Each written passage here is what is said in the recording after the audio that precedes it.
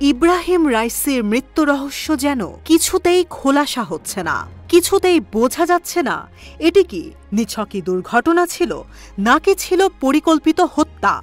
পরিস্থিতির সাপেক্ষে এটাই স্পষ্ট ছিল যে এটি নিশ্চয়ই কোনো মার্কিনী চাল অথবা ইসরায়েলের কোনো গোপন মিশন। কিন্তু আদতে কি রহস্য আছে এই অপঘাতের নেপথ্যে? অবশেষে সামনে এলো সত্য। নিরাপত্তা সূত্রের বরাত দিয়ে সেই খবরই প্রকাশ করেছে ইসলামী বিপ্লবী গার্ড কর্পস, সংক্ষেপে IRGC দ্বারা পরিচালিত ইরানের সংবাদ সংস্থা ফার্স নিউজ এজেন্সি। নিরাপত্তা সূত্রের বরাত দিয়ে ফার্স নিউজ এজেন্সি জানিয়েছে যে হেলিকপ্টার বিধ্বস্ত হয়ে ইরানের প্রেসিডেন্ট ইব্রাহিম রাইসির মৃত্যুর ঘটনাটি ঘটে মূলত খারাপ আবহাওয়া এবং হেলিকপ্টারটির ধারণ ক্ষমতার বাইরে অতিরিক্ত দুজন যাত্রী বহনের কারণে। গেল 19 মে আজারবাইজানের রাষ্ট্রপতি ইলহাম আলিয়েভের সাথে একটি বৈঠক শেষে ফিরে আসার সময় পাহাড়ে বিধ্বস্ত হয় ইরানের প্রেসিডেন্ট ইব্রাহিম রাইসিকে বহন করা হেলিকপ্টারটি। এই দুর্ঘটনায় নিহত হন আরও কয়েকজন হাই অফিসিয়াল কর্মকর্তা। দুর্যোগপূর্ণ আবহাওয়ার কারণে পরের দিন পর্যন্ত দুর্ঘটনাস্থলে পৌঁছাতে পারেনি উদ্ধারকারীরা। নিরাপত্তা এবং গোয়েন্দা সংস্থাগুলি এই ঘটনার বিষয়ে তাদের তদন্ত শেষ করেছে এবং নিশ্চিত হয়েছে যে এটি একটি দুর্ঘটনাই ছিল। ফার্স নিউজ এজেন্সি বুধবার সরকারি সূত্রের বরাত দিয়ে এ খবর নিশ্চিত করেছে।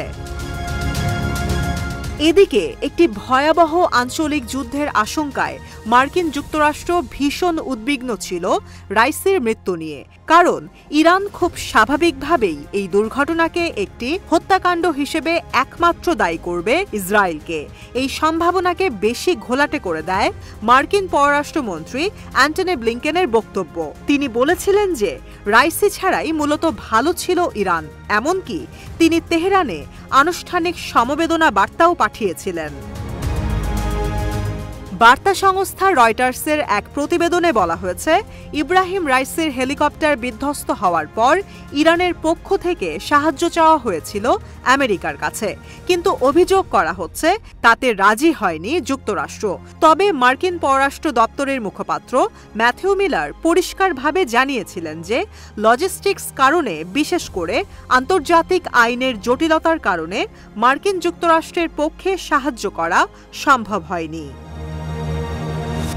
ফার্সের দেয়া তথ্য মতে সরকারি তদন্তে 30,000 লোকের খোঁজ করা হয়েছে, কিন্তু কোনো মানবিক ত্রুটি বা নাশকতার কোনো চিহ্ন পাওয়া যায়নি। পরিশেষে তদন্তকারীরা উপসংহারে পৌঁছেছেন যে রাইসির US নির্মিত বেল 212 হেলিকপ্টারটি খুব ভারী ছিল এবং এই বিমানটিতে নিরাপত্তা প্রোটোকলের অনুমতির বাইরেও বেশি যাত্রী বহন করা হয়েছিল।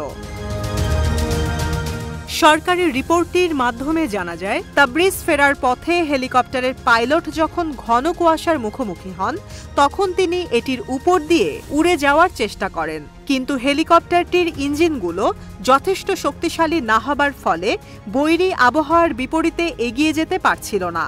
এরপর হেলিকপ্টারটি আচমকা একটি পাহাড়ে আঘাত হানে, যেটি ছিল ঘন কুয়াশার আড়ালে। এছাড়াও তদন্তকারীরা আরেকটি গুরুত্বপূর্ণ বিষয়কেও দায়ী করে বলেছেন যে সময়ের একটি তারতম্য এই দুর্ঘটনার আরেকটি অন্যতম কারণ। মর্মান্তিক এই দুর্ঘটনায় ইরানের প্রেসিডেন্ট রাইসি ছাড়াও নিহত হন হেলিকপ্টারের ক্রু, পররাষ্ট্রমন্ত্রী হোসেইন আমির আবদুল্লাহিয়ান, পূর্ব আজারবাইজানের গভর্নর মালিক রাহমাতি এবং আয়াতুল্লাহ আলী খামেনির প্রতিনিধি ইমাম মোহাম্মদ আলী আল হাশেম সহ 8 জন উচ্চপদস্থ কর্মকর্তা। 19 মে হেলিকপ্টার বিধ্বস্তের দুর্ঘটনার পরবর্তীতে প্রেসিডেন্ট পদটি শূন্য হয়ে পড়ে। সংস্কারপন্থী মাসুদ পেজেশকিয়ান একজন আপেক্ষিক মধ্যপন্থী হিসাবে বিবেচিত। জুলাই মাসে 53.3% ভোট নিয়ে রক্ষণশীল সাইদ জালিলিকে পরাজিত করে ইরানের প্রেসিডেন্ট পদে নির্বাচিত হন।